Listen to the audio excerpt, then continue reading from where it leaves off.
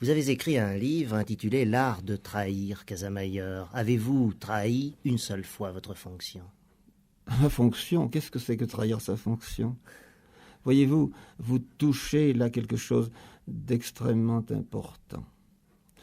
Vous savez qu'en France, depuis quelque temps, il y a un article de loi imbécile qui, soi-disant, condamne ceux qui discréditent la justice. C'est un article peut-être 222 ou autre du Code pénal. Et ce texte imbécile ne vise bien entendu que ceux qui la discréditent de l'extérieur et jamais ceux qui la discréditent de l'intérieur. Or, combien d'institutions, combien de fonctions publiques sont discréditées et déshonorées par ceux qui les remplissent, et qui les remplissent parfois en très bonne conscience, qui les remplissent parfois très contents d'eux-mêmes, sans se douter du tout, qui se conduisent comme les derniers des derniers. Alors, vous savez, moi, personnellement, j'ai fait mon métier normalement, et il ne m'a pas posé de problème particulier. Donc trahir sa fonction, ce serait en fait mal faire son métier. Trahir sa fonction, quelle que soit la fonction, ça c'est une chose très importante. Trahir sa fonction, c'est en méconnaître l'importance, le véritable sens. Trahir sa fonction, c'est la subir ou l'exercer dans la passivité et la routine. Trahir sa fonction, c'est pécher par conformisme. Voyez-vous, ce que vous dites me fait penser à une autre façon de trahir qui consiste à obéir. Vous savez, on parle de l'obéissance. Certains disent comment obéir, c'est humiliant. On va obéir, pourquoi obéir à ce type, qui que, etc. Bien. Ne pas obéir est considéré comme une preuve d'indépendance. Un type astucieux et qui veut couler son supérieur lui obéit chaque fois que le supérieur lui donne un ordre imbécile. Et c'est une excellente façon de trahir son supérieur que de se précipiter. Si vous demande une énormité à faire, on la fait tout de suite. Et on dit, ah, moi, j'ai obéi. Vous voyez comme les choses, dès qu'on les analyse un peu ou qu'on les voit avec un certain humour, prennent une autre coloration, à mon avis, plus proche de la réalité. Peut-on, selon vous, Casamayor, être réellement à la hauteur d'une fonction publique? Alors, ici, ni maximalisme, ni triomphalisme, ni idéalisme. Je vous répondrai oui. On peut toujours être à la hauteur d'une fonction publique, à condition de la remplir avec humilité, en se disant, ma foi, je fais ce que je peux. J'ai telle information. Puis-je en avoir plus? Si oui, j'en cherche d'autres. Sinon, je marche avec ce que j'ai. Remplir une fonction, qu'est-ce que c'est qu'une fonction? Est-ce que c'est un vaisseau vide, un récipient qui contient plus ou moins de choses? En réalité, je ne sais pas, mais à l'instant où vous me posez cette question, j'en arrive à me demander, à vous demander et à nous demander si une fonction, ça existe. Il y a des fonctionnaires. Est-ce que vous remplissez votre fonction d'informateur? Mais vous êtes Jacques Montfort. Bien. Alors, qu'on appelle ça une fonction, qu'on appelle ça un métier, qu'on appelle ça une institution, il faut bien donner un nom à ce qui est un conglomérat ou une certaine organisation d'activités humaines. Mais il est bien évident que ce qui compte, c'est les hommes, et qu'il n'est de fonction que de fonctionnaires, et que par conséquent, la fonction sera bien assurée si le fonctionnaire fait ce qu'il peut avec le maximum de moyens. Qui dit fonctionnaire dit presque automatisme. Voilà, or, cela ne doit pas être. Cela ne doit pas être. C'est là un abus des mots. Et, ma foi, il faut redonner aux mots leur vrai sens. Il ne faut pas qu'ils servent d'abri à la passivité ou à l'égoïsme ou à la frousse, d'ailleurs. Combien de fois entend-on dire « Ah, moi, je voudrais bien, moi, je vous aime beaucoup, mais je ne peux pas. Je suis obligé d'appliquer la loi. La loi m'impose ceci, mes supérieurs m'imposent cela, les circonstances m'imposent le reste. Alors, moi, naturellement, je vous aime, mais si je vous zigouille, croyez bien que c'est à mon corps défendant. » C'est un raisonnement que vous avez certainement entendu, qui est très pernicieux. Parce qu'en réalité, les hommes ont beaucoup plus d'autonomie qu'ils ne croient. Évidemment, ils peuvent avoir des petits ennuis. Mais dans quelles circonstances de l'existence risque-t-on vraiment sa vie, par exemple? C'est rarissime. on risque une remarque, une observation, un froncement de sourcil. On risque surtout d'être reçu dans un autre état d'esprit que celui qu'on souhaite. Et on tient énormément à avoir, non pas cette bonne renommée qui vaut ceinture dorée, mais une espèce de... Il faut donner satisfaction aux autres. Et ce désir de satisfaire les autres, c'est un peu comme la manière d'obéir. C'est une façon quelquefois de flagornerie, d'en rajouter, de s'abaisser inutilement, et d'entretenir alors chez les autres un sentiment de supériorité qui est quelquefois basé sur rien, et qui à cet égard est un défaut plutôt des relations humaines. Et puis il y a le rendement aussi. Ah, il y a le rendement. Qui ne laisse pas toujours le temps de faire ce que l'on voudrait faire. Sans aucun doute. Sans aucun doute. La notion de temps est très importante. Plus importante même qu'on ne croit. Qu'elle soit un alibi, c'est sûr. Vous savez bien que des tas de types vous répondent quand vous leur demandez quelque chose. « Ah, je n'ai pas le temps, je suis débordé. » Vous savez par expérience, vous parfaitement, que les gens qui sont débordés sont ceux qui font le moins de choses et que des gens qui font énormément de choses sont les plus disponibles. Vous en connaissez certainement qui font face à des problèmes très différents et très nombreux et auxquels vous pouvez accéder sans difficulté en leur demandant un rendez-vous, ils vous reçoivent tout de suite. Tandis que le type qui ne fait rien vous fait attendre 3 mois. Donc le temps est un alibi. Mais le temps est aussi, ou l'absence de temps, une manière de contraindre, une manière d'avilir. Et on le voit dans un problème qui est à l'ordre du jour actuellement, qui est l'exercice des libertés, n'est-ce pas ? On vous dit, bon, il faut éduquer le peuple, il faut se cultiver, on parle de la culture. Vous comprenez qu'un type qui travaille 8 heures par jour, qui doit mettre 2 heures pour aller à son travail, 2 heures pour en revenir, qui est obligé de faire des heures supplémentaires parce qu'il a payé son frigidaire, sa voiture, etc., qui arrive chez lui vanné, lui parler de culture, ça ressemble à une insulte. Il n'a pas le temps. Par conséquent, la société devrait aussi ménager du temps. Et je pense, c'est vous qui m'y faites penser, à cette histoire des droits de l'homme. Enfin, c'était une belle histoire, amusante d'ailleurs. Amusante parce que c'est une déclaration qui non seulement dit des choses, ce qui n'est pas très important, mais qui révèle des choses. Si aujourd'hui, 2 siècles après, nous avions à faire une déclaration des droits de l'homme, nous nous bornerions à une énumération, et nous ne parlerions pas de droits imprescriptibles et sacrés, de droits naturels, de l'inviolabilité. Nous dirons le droit des hommes, c'est d'avoir le droit au travail, le droit à la santé, le droit à la connaissance, le droit au loisir, pour pouvoir justement profiter des connaissances. Et peut-être aussi le droit au logement, le droit à des tas de choses. Et il est certain que c'est un des moyens d'avilir, c'est un des moyens de ne pas tolérer l'homme que de ne pas lui laisser de temps, de ne pas lui laisser le temps d'être homme, de l'obliger à fonctionner comme une machine pendant un temps tel qu'il ne lui reste plus de possibilité d'être véritablement un homme, c'est-à-dire avoir l'autonomie de jugement, la détente, la réflexion, etc. Et je crois que c'est un des grands dangers de notre époque. Un magistrat est-il un homme comme les autres ? Bien sûr, pourquoi c'est un fonctionnaire comme les autres, comme un préfet, comme un commissaire de police, comme un professeur ? Vous croyez qu'il y a des hommes pas comme les autres ? Peut-il être un homme comme les autres, compte tenu de ses responsabilités ? Qu'est-ce que vous entendez par responsabilité ? Responsabilité vis-à-vis des autres hommes, de ceux qu'il a jugés et a condamnés quelquefois. Et vous croyez qu'il a davantage de responsabilités que vous, qui diffusez des nouvelles sur tout un pays, une nation tout entière, que le médecin qui est à la tête d'un hôpital, que l'enseignant qui forme des jeunes esprits, que, etc., bien d'autres professionnels. Il n'y a rien de plus important que la vie d'un homme, tout de même. Et alors, vous croyez que le magistrat s'occupe de la vie d'un homme ?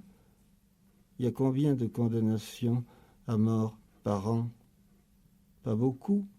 Par contre, la vie d'un homme, s'il est mal soigné, combien de gens meurent dans les hôpitaux ?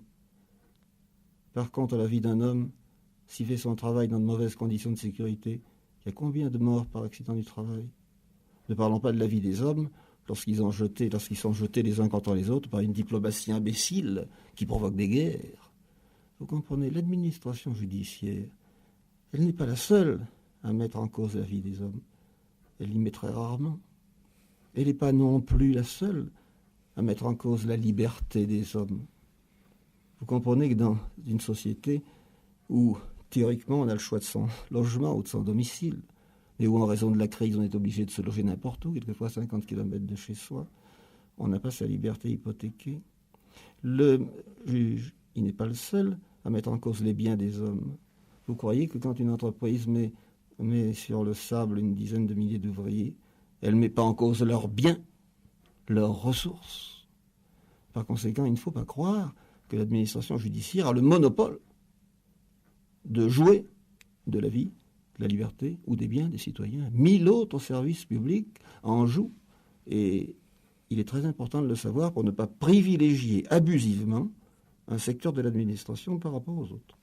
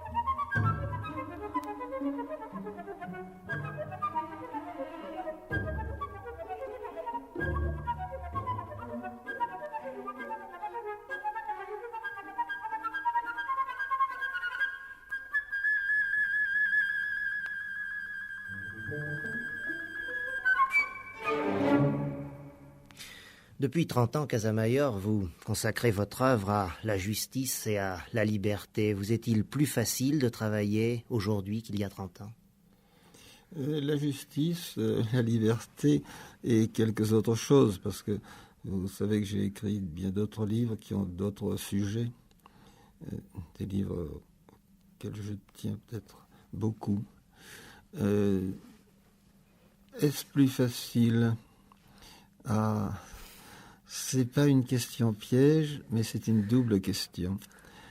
D'une part, le monde où je vis, où nous vivons, et d'autre part, ma modeste personne. Je suis meilleur technicien de l'écriture qu'à mon début, ce n'est pas douteux. C'est un métier qui s'apprend et que j'ai appris.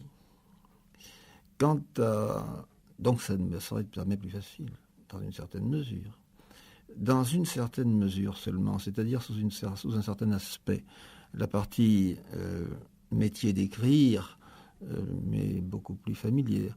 Maintenant, ce qu'il convient d'écrire, ce qui pouvait me paraître plus simple il y a 30 ans, me paraît plus difficile. De même, les modes d'expression que je pouvais avoir il y a 30 ans et qui me paraissaient aller de soi me paraîtraient aujourd'hui confus et exiger une présentation tout autre. J'ai certainement beaucoup plus qu'autrefois, et je crois que c'est le lot de tous les écrivains, conscience du lecteur. C'est pourquoi j'essaie d'être plus drôle, plus clair, plus familier, en même temps que ça c'est ma nature et mon goût. Je tiens à l'expression littéraire aussi rigoureuse que possible. Ça, c'est pour la partie professionnelle, si vous voulez. Reste la partie historique, le monde tel qu'il est. Êtes-vous mieux reçu, en d'autres termes? Ah non, le monde comme il va. Alors, être mieux reçu, c'est une autre affaire encore. C'est une troisième affaire, c'est tout à fait... Il faut savoir par qui, c'est contingent. Enfin, c'est secondaire. Tertiaire, si vous voulez. Restons au deuxième problème, le monde. Eh bien, j'écris et je vis dans un monde infiniment plus ouvert que ce qu'il était il y a 30 ans. Notamment dans ce domaine de l'administration judiciaire, où les choses se sont épanouies. C'est pour ça ce sont des espèces de demi-criminels, ceux qui parlent de crise en disant ça va pas, tout va à volo, tout est fichu, etc. Au contraire, les choses commencent, les choses qui ont été pourries, d'une pourriture qui a passé véritablement comme une lettre à la poste et dont personne n'avait conscience. À cette pourriture succède une prise de conscience, des récriminations, certes, des propositions aussi, en tout cas quelque chose de beaucoup plus concret. Donc, je suis beaucoup plus à l'aise pour écrire dans le monde d'aujourd'hui que je ne pouvais l'être pour écrire dans le monde d'autrefois, sans aucun doute. Les choses vont donc sensiblement mieux, très mieux, beaucoup mieux. Quant à savoir comment je suis reçu, vous le savez aussi bien que moi, l'audience d'un écrivain, elle se développe ou elle ne se développe pas. En ce qui me concerne, il se trouve que, à la suite d'une série de circonstances dans lesquelles j'ai ma part, mais une petite part, elle s'est développée, l'audience. Par conséquent, je suis certainement beaucoup plus largement reçu. Sans doute mieux aussi. Et justement parce que les choses ont changé. Et parce que les gens sont mieux informés. Et parce que les gens sont mieux informés. Sans aucun doute. Ce qui paraissait révolutionnaire ou scandaleux il y a 20 ans paraît tout à fait naturel aujourd'hui. Et c'est une chose très importante. Par conséquent, il s'agit d'écrire en sorte d'être toujours autant que possible un petit peu en avant de l'opinion, bien entendu. Non pas pour la conduire, mais pour lui offrir des propositions nouvelles. Vous avez écrit un livre intitulé « La justice, l'homme et la liberté », Casamayor. N'avez-vous pas voulu résumer en 3 mots la condition du citoyen dans la société? Oui, c'est un livre déjà bien ancien, certes, et où j'ai voulu analyser un petit peu ces 3 termes, montrer qu'ils étaient peut-être synonymes, que leur usage ressemblait beaucoup à un abus et que sous l'écran de ces grandes enseignes se cachaient des comportements médiocres et souvent inefficaces. Voilà sans doute ce que j'ai voulu dire à ce moment-là. Mais vous savez, je l'ai oublié, ce livre. Je ne sais plus ce que j'y disais. La justice, est-ce rendre la justice, Casamayor? Rendre à ceux qui l'ont, à qui on l'a pris et à qui on le rend. Bon, vous m'avez prêté 100 sous, je vous les rends. Non, ça veut dire tout simplement que le vocabulaire judiciaire est un vocabulaire grotesque. On ne rend pas la justice, accompli des actes professionnels. Et comme je vous le disais, la justice, c'est une société tout entière qui la prend en compte. L'administration judiciaire résout certains conflits. Et résoudre un conflit, c'est-à-dire, ça ne veut pas dire autre chose que de faire suivre une certaine situation, particulièrement conflictuelle, par une autre situation dont on espère qu'elle sera moins conflictuelle et quelquefois qui est apaisante. Voilà, c'est ajouter une page à une autre page de l'existence d'une personne ou de plusieurs personnes. Donc la justice judiciaire, si je puis dire, n'est qu'un petit secteur de la justice. Bien entendu, bien entendu. Il n'est pas juste que des gens claquent à 20 ans ou à 15 ans. Il n'est pas juste que des types soient atteints d'affections terribles qui leur rendent la vie impossible. Il n'est pas juste aussi qu'il y ait des pauvres types particulièrement méchants et qui fassent le mal par plaisir. C'est pas juste, ça. Bon. On peut se demander s'il est juste de mourir. En tout cas, il n'est certainement pas juste de mourir dans les souffrances et dans l'abandon. C'est ça contre quoi il faut lutter, d'ailleurs, à cet égard. Remarquons que même devant le chantage de la nature, les hommes ne sont pas désarmés. Parce que la nature exerce sur nous un chantage. Si tu ne manges pas ou si tu ne bois pas, tu mourras de faim. Il y a donc la mort à la clé comme sanction. Si tu ne travailles pas, si tu ne vas pas te donner tout le mal qu'il faut pour passer à travers certaines épreuves, supporter certaines contraintes, réussir certains examens, tu seras un marginal, un manœuvre non spécialisé. C'est un chantage. Il y a le chantage du calendrier. Les jours passés ne reviennent jamais. Et il n'y a rien à faire. Le seul moyen de couper court, c'est de se couper la tête. Alors, il y a comme ça des tas de chantages. Et en face de ces chantages, eh bien, les hommes ont des moyens. La preuve, c'est qu'ils sont arrivés à reculer l'heure de la mort. C'est pas rien, ça, quand même. Il y a ceux qui crachent sur l'activité humaine en disant les hommes sont des brutes finis, des imbéciles, des pourris, des impuissants, incapables. On peut tout de même leur jeter dans les pattes ou dans les dents une série de réalisations. Bien sûr, il y a tous les crimes, la bombe atomique, les camps de concentration, bien sûr. Et ça, c'est extrêmement sain de constater que notre civilisation orgueilleuse a commis les crimes les plus abominables. Si ça pouvait lui apprendre l'humilité.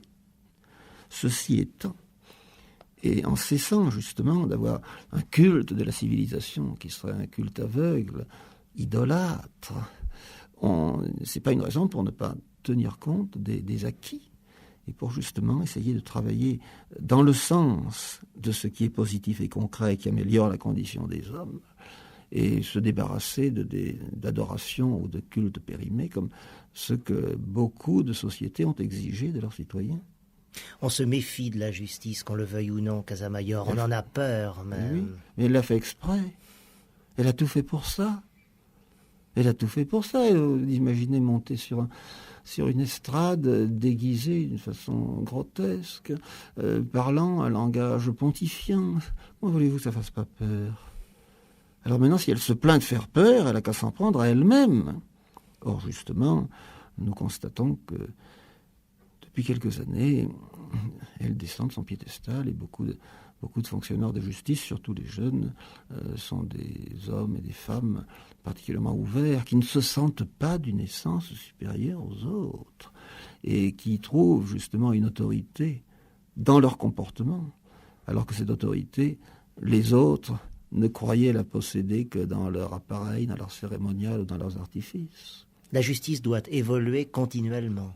Elle évolue continuellement, bien sûr. Mais pendant longtemps, elle n'a guère évolué. Ça dépend. Si, elle a évolué. Il y a déjà un bout de temps que les victimes d'accidents du travail sont dédommagées. Avant, elles ne l'étaient pas. Il y a déjà un bout de temps que les travailleurs peuvent s'associer ou se syndiquer. Avant, ils ne pouvaient pas.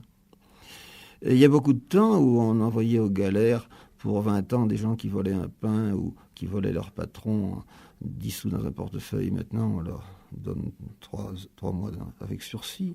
Et c'est pas parce que tout part à volo, c'est pas parce qu'on s'est dévirilisé, c'est pas parce que l'autorité s'en va par tous les bouts, c'est simplement parce qu'on a compris que les problèmes étaient plus compliqués, qu'il y avait mieux à faire qu'envoyer des gens aux galères pour pas grand-chose. Donc, tout a évolué comme la société au même rythme que la société, peut-être un peu en retrait parce que c'était une organisation, une administration très traditionnelle, très attachée à des traditions qui étaient respectables en leur temps, mais qui évidemment étaient devenues anachroniques.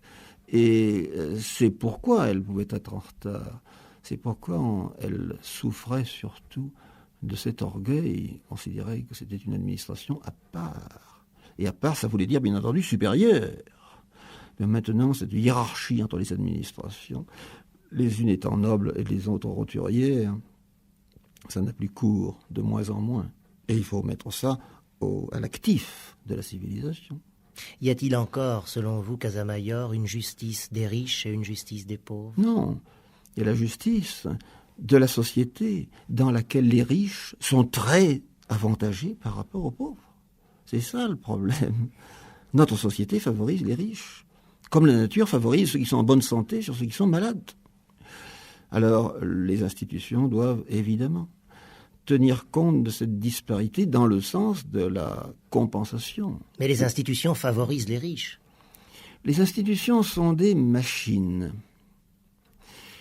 Et c'est tout, c'est pas des personnes, les institutions. Il y a là tout ce défaut de l'anthropomorphisme des institutions dont je parle à longueur de page, qui me paraît extrêmement dangereux parce qu'on a des institutions susceptibles, des institutions jalouses, des institutions honorables. Comme je le dis, on ne peut pas plus offenser l'armée qu'on ne peut offenser un réverbère. En réalité, il y a des hommes, et ces hommes sont ce qu'ils sont.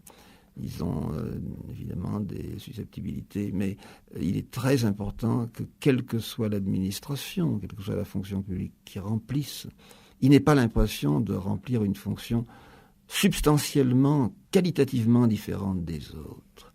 Parce que ce qui me paraît très dangereux dans notre société, ça l'a toujours été, mais ça risque d'être pire. C'est la séparation entre les hommes et la séparation par catégorie. Bon, tout le monde connaît la noblesse, le clergé, le tiers-état, ces fameux 3 trucs de la Révolution, bien.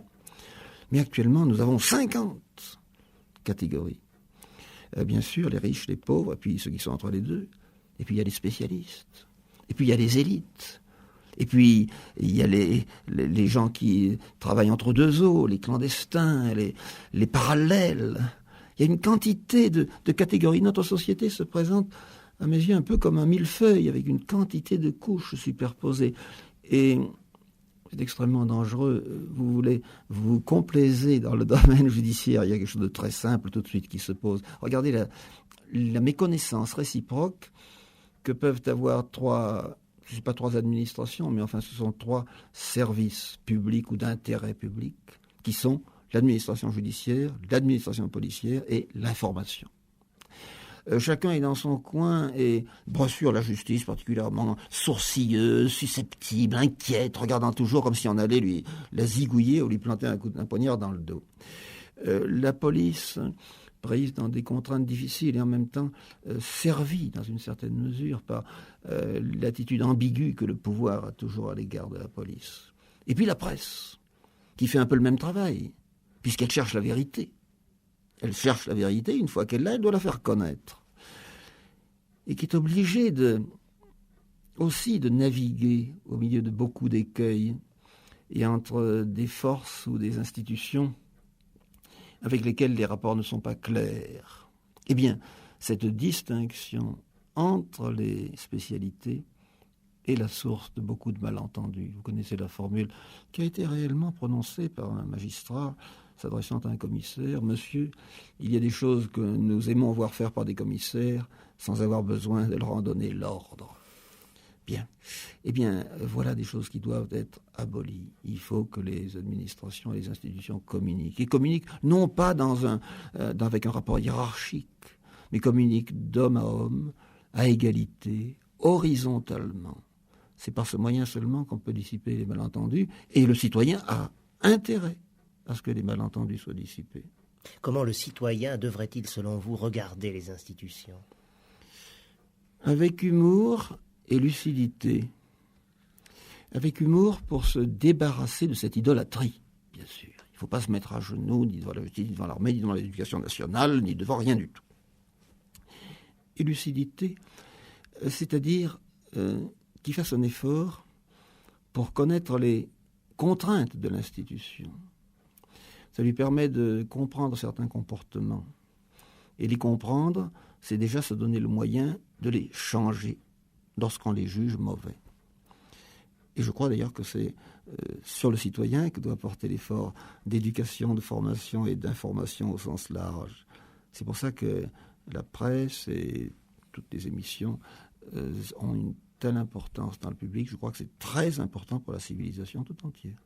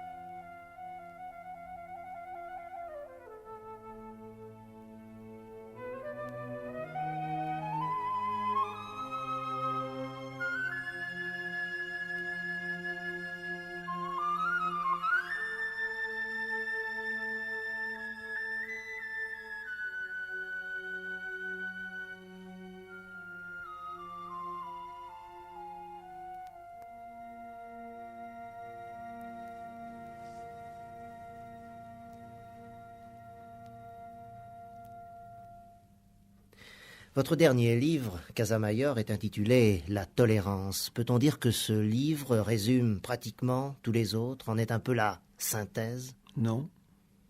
Non, c'est autre chose. Sans doute, ce que j'ai fait dans les autres m'a-t-il aidé à faire celui-là. Mais c'est autre chose. Ça fait partie de considérations différentes, polyvalentes bien sûr, qu'on peut appliquer à n'importe quoi, y compris aux problèmes d'administration judiciaire, mais enfin, qu'il s'agisse du prince ou de désobéissance ou de l'art de trahir, on peut trouver aussi dedans des éléments. En réalité, à partir du moment où c'est le même bonhomme qui fait différentes choses, on retrouve toujours quelque chose. Mais là, cette cette tolérance, il y a longtemps que j'y pense, je ne suis pas le seul, bien sûr, parce qu'il me semble que beaucoup de malentendus qui viennent d'abord du langage, viennent aussi de cette méconnaissance des uns par les autres et des autres par les uns. Alors, elle a 25 origines, cette méconnaissance, puis des tas d'origines que je ne connais pas. Mais il m'a semblé que la notion de tolérance, la tolérance telle que finalement je l'ai comprise et expliquée, parce que là encore il fallait s'entendre sur les mots. Il faut définir le mot tolérance. Il faut définir le mot tolérance, ou sinon définir le mot tolérance, préciser le sens que je lui donne. Parce que définir la tolérance comme définir n'importe quoi, tous azimuts et pour toute éternité, c'est vraiment trop fort pour nous. Mais au moins s'entendre sur le sens des mots qu'on emploie. Et en partant de ce mot, et j'ai eu pas mal de petites idées qui m'ont amené à penser que la tolérance, ça n'était pas le contraire de l'intolérance. C'était tout à fait autre chose. C'était la compréhension des situations. Alors que l'intolérance, c'est, je crois pratiquement, le phénomène qui se produit quand la notion de différence devient folle. On est différent, mais on ne s'en tient pas là. On se distingue, et puis on s'oppose, et puis on s'exclut, et puis on s'assassine. Et ce n'est pas un schéma théorique. Il a été pratiqué de toute éternité. Au contraire, la tolérance, ce n'est pas ignorer les différences, c'est au contraire la reconnaître pour ce qu'elle est, en trouver les sources, en connaître l'étendue et l'intensité, en prévoir le devenir, car des gens qui ne sont pas du même avis peuvent devenir du même avis. Et l'inverse d'ailleurs, des gens qui sont du même avis peuvent se séparer par la suite, soit pour de bonnes raisons, auquel cas chapeau, soit à la suite de malentendus qui sont presque toujours des malentendus de langage, mais qui peuvent être aussi par le fait que les vies divergent, que les hommes ont d'autres contraintes, d'autres façons de voir, parce que la vie est différente. Il est évident que la façon de voir l'existence pour un milliardaire et la façon de voir l'existence pour un prolétaire affamé ne peut pas être la même. Il y a néanmoins des éléments communs. Encore une fois, ils ont besoin de manger tous les deux, et de dormir et de se reposer. Mais il est évident que l'optique, le climat, l'éclairage dans lequel ils considèrent et leur existence et corrélativement l'existence de l'espèce humaine est tout autre. Donc la tolérance, reconnaissance des différences, mais contrôle de ces différences. C'est-à-dire, il faut les surveiller un peu comme on surveille des fauves, en évitant qu'ils deviennent méchants. Les fauves ne sont pas plus méchants que vous et moi. Mais enfin, comme on peut surveiller des forces qui peuvent devenir dangereuses. Évidemment, c'est comme ça qu'il faut. Moi, je l'entends dans ce sens. Par conséquent, entendons-le au moins temporairement dans ce sens, qu'il n'y ait pas de malentendu sur le mot tolérance. Alors, cette reconnaissance des différences, ça demande évidemment d'abord un certain travail, beaucoup de sensibilité, car ce n'est pas par un calcul rationnel qu'on arrive à percevoir le comportement d'autrui. Il y a d'abord évidemment un soubassement d'informations. L'information est importante, il faut savoir beaucoup de choses, on ne saura jamais tout. Pourquoi sommes-nous ce que nous sommes? On peut trouver bien sûr des origines dans notre passé, dans notre enfance, dans notre hérédité ou dans notre existence. Mais enfin, il y a des tas de choses que nous ne savons pas, pourquoi nous sommes ce que nous sommes. Mais enfin, il y a des choses que nous savons, donc s'informer sur autrui. Et s'informer sur autrui, ça demande nécessairement un certain respect et un certain calme. Si on est énervé, il ne faut pas juger le voisin quand on est énervé. Si vous marchez sur les pieds, ne le jugez pas. Attendez que votre pied n'ait plus mal, que vous ne soyez plus en conflit physique pour vous dire qu'est-ce que c'est que ce type. Donc, prendre du recul, ça demande une maîtrise de soi, bien sûr. Ça demande de ne pas céder à cette notion malsaine d'urgence. Il y a des choses urgentes, bien sûr, mais il y en a très peu dans l'existence. Presque toujours, on peut prendre du temps, il faut le prendre. Et le bien employer, bien sûr, à s'informer d'une part, et ensuite à imaginer. Imaginer pourquoi le type en face agit comme il le fait. Et il est évident que par cette méthode, une quantité de conflits artificiels disparaissent. Restent les grandes oppositions. Et ces oppositions, alors, elles sont saines. Il y a des gens qui pensent blanc, d'autres qui pensent noir. S'ils pensent réellement eux-mêmes, si ce ne sont pas des pensées empruntées, s'ils n'ont pas trouvé leur conviction dans le tiroir d'un bazar, comme c'est malheureusement le cas trop souvent, parce qu'ils n'ont pas le temps, nous parlions du temps tout à l'heure, ils n'ont pas le temps d'élaborer leurs propres pensées. D'autant moins qu'on leur en offre des quantités de pensées toutes faites. Vous voulez des pensées enthousiastes, en voilà. Vous voulez des pensées généreuses, en voilà. Vous voulez des pensées égoïstes, en voilà. Le magasin regorge. Or, je ne demande ni qu'elles soient égoïstes, ni qu'elles soient généreuses. Je demande qu'elles soient vôtres. Mais pour ça, il faut les laisser élaborer en soi. Par conséquent, il faut pouvoir prendre du recul. Il faut un minimum de temps. Et il faut aussi avoir confiance en soi. Et mon livre n'a pas d'autre but finalement que de donner confiance aux hommes. Car il faut qu'ils essaient de penser par eux-mêmes. Ils iront peut-être pas très loin, mais ils ne savent pas où ils iront. Ils ne savent pas avant d'avoir essayé. Et comme l'expérience que je peux avoir de mes semblables, et à mon âge ça fait déjà une bonne quantité de gens, m'a montré que des gens très humbles, très modestes, qui s'étaient crus incapables de penser, pensaient très bien et souvent allaient beaucoup plus loin que des spécialistes cérébraux, bien entendu.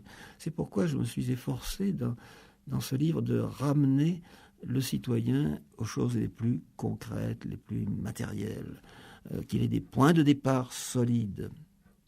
Pour ça, il fallait évidemment dépouiller toute une série de préjugés, il fallait décaper la chose. C'est comme on passe à l'acide d'un tuyau avant de faire une soudure. Il faut d'abord qu'il soit propre. Et pour ça, il faut désintoxiquer chacun de nous, car nous sommes intoxiqués. Pour des tas de raisons, mais enfin nous le sommes. Alors d'abord ce travail de désintoxication, et ensuite, ouvrir les portes et dire voilà, vas-y, un problème, dis ce que tu penses, pense ce que tu veux, et puis on se donne rendez-vous plus tard et on verra et on confrontera nos thèses. Nous sommes intoxiqués, venez-vous de dire, Casamayor. Alors la tolérance peut-elle être considérée comme une sorte de rébellion contre la société, ou en tout cas dans la société dans laquelle nous vivons? Rébellion, pourquoi rébellion? Oui et non.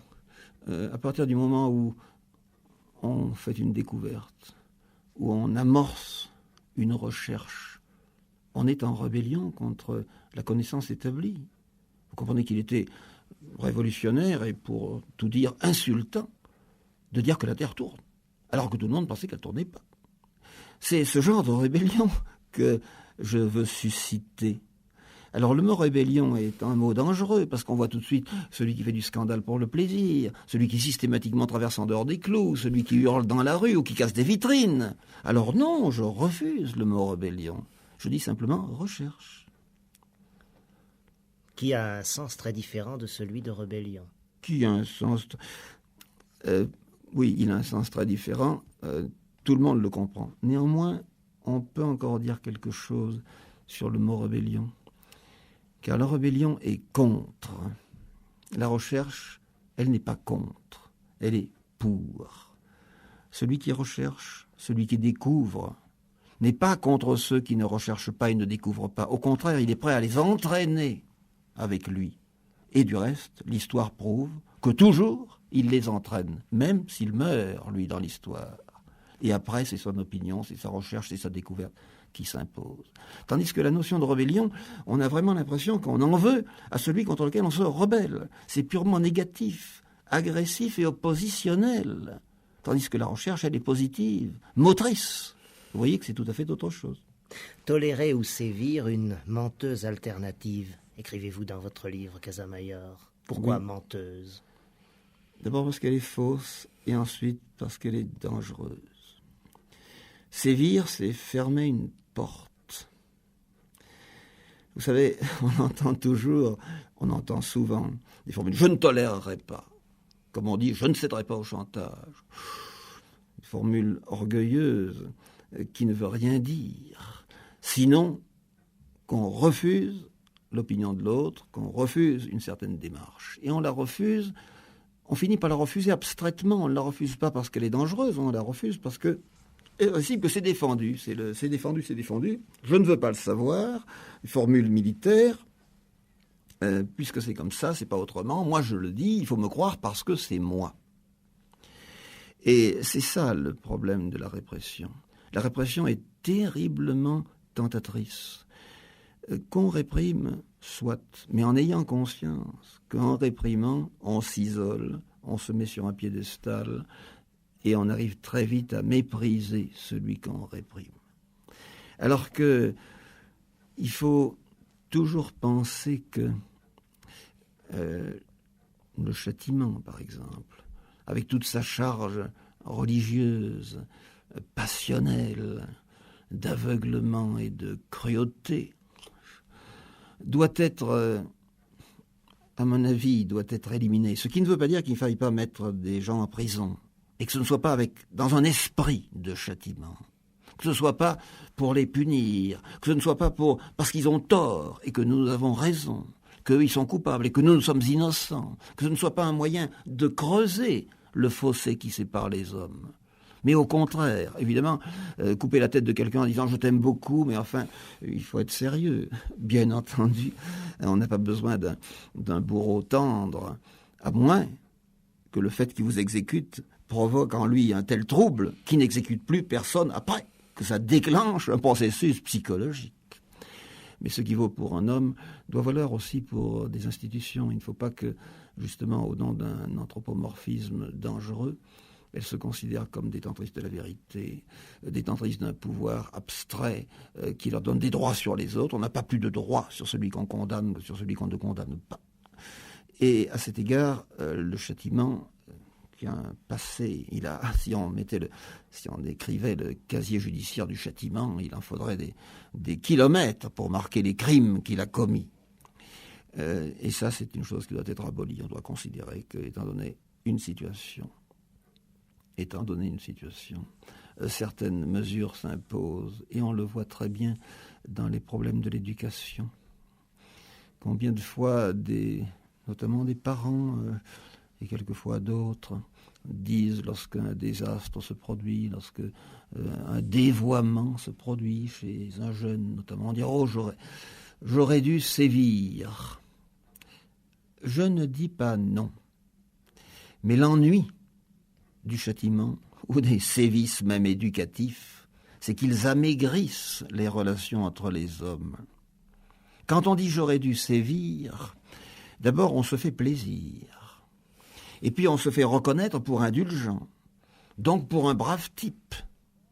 Et l'autre, le coupable, non seulement il est coupable, mais il est ingrat, parce qu'il n'a pas su reconnaître nos mérites.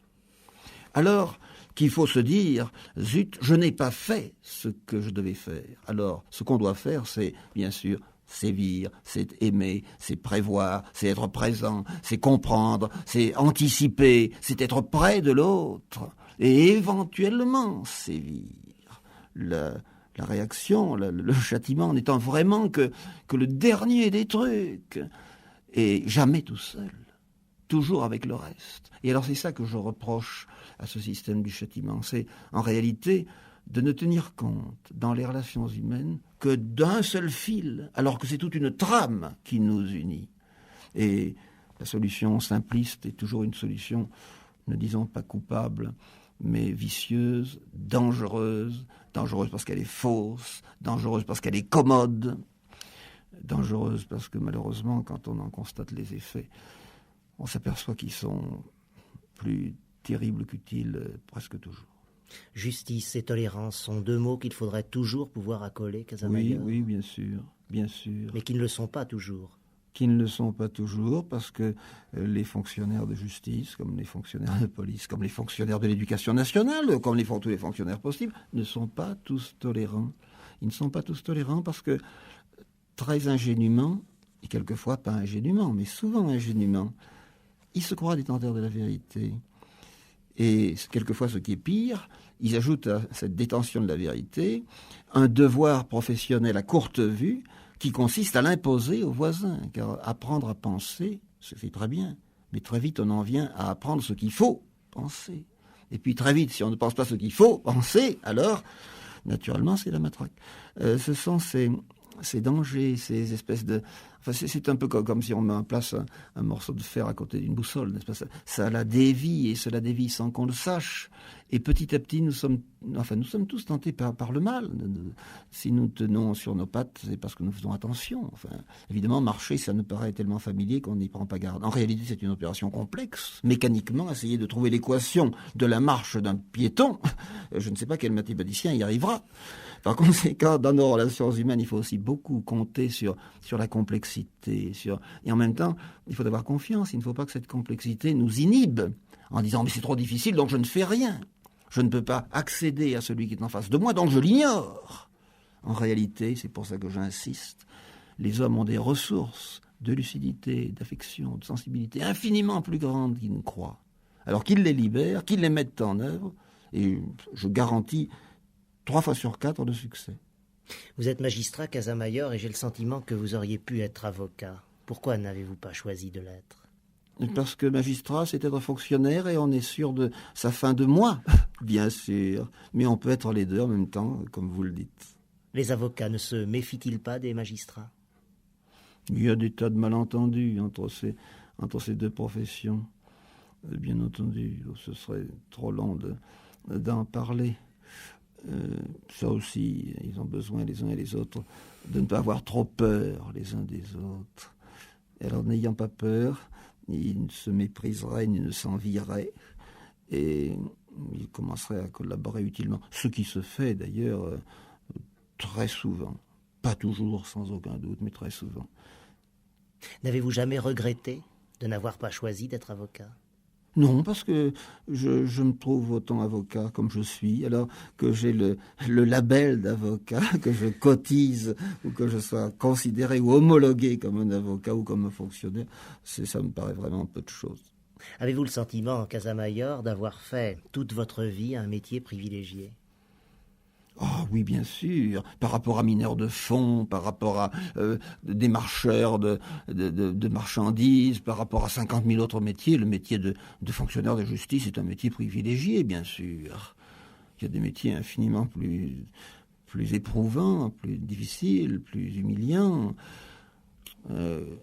et qui vous abrutissent plus. Enfin, tandis que le métier de magistrat est un métier qui n'abrutit pas nécessairement. Ça fait partie, oui, des métiers privilégiés, comme certains métiers d'enseignement supérieur, comme qui sont des métiers privilégiés. Et puis c'est un métier aussi dans lequel on est près des hommes. Et en cela, n'est-il pas privilégié ? Malheureusement, pas assez près des hommes. Non, c'est pas un métier où on est près des hommes. On peut y être, mais ça ne se produit que rarement. En tout cas, on est au contact avec les problèmes des hommes. On voit ce qui les oppose, on voit ce qui les embête, on voit ce dont ils souffrent, on voit les bêtises qu'ils font. C'est quelque chose de très vivant, sans aucun doute. Un monde juste, serait-il un monde habitable, selon vous, Casamayor ? Bien sûr. Pourquoi cette conception pessimiste et provocatrice ? Bien sûr. Et il est juste, d'une certaine manière, d'ores et déjà, dans la mesure où il recherche à être plus juste. La lutte pour le bonheur oblige à regarder non seulement devant soi, mais en soi, avez-vous écrit, Casamayor. Le bonheur se trouve, selon vous, en chacun de soi ? Il se trouve en soi et aussi aux autres. Ce qu'il faut, c'est avoir une vision binoculaire. Il ne faut pas hésiter à tirer 2 lièvres à la fois, et même plus de 2 lièvres. Et on arrive très bien à en atteindre plusieurs du même coup. Merci, Casamayor. Je rappelle le titre de votre dernier livre, La tolérance.